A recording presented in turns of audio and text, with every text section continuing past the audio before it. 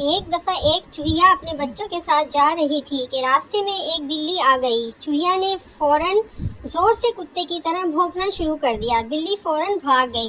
یہ دیکھ کر چوہیا نے اپنے بچوں کو نصیحت کی، دیکھا بچوں، دنیا میں مادری زبان کے علاوہ دوسری زبان کتنی ضروری ہے۔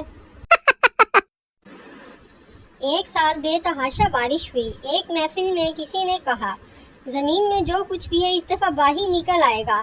ملا نصیر الدین گھبرا کر بولے، یا اللہ، اگر میری 3 بیویاں نکل آئیں تو کیا ہوگا؟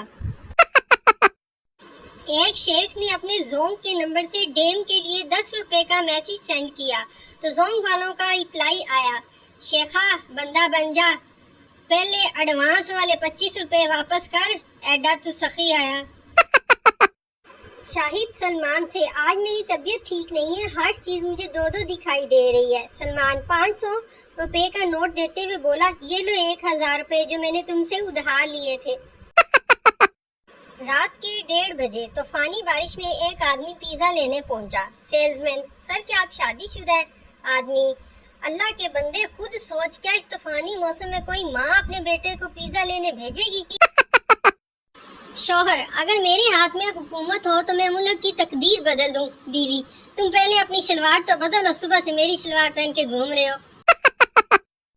مالک نوکر سے، ایک چائے کا کپ لے کر آؤ، ایسے جاؤ جیسے تیر کمان سے جاتا ہے اور پھر اسی طرح سے واپس آؤ۔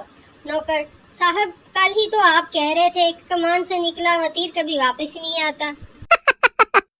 بیٹا ماں سے، مجھے لگتا ہے کہ میری بے خوابی بڑھتی جا رہی ہے۔ ماں، تمہیں یہ احساس کیسے ہوا؟ بیٹا، کل کلاس میں 3 مرتبہ میری آنکھ کھلی۔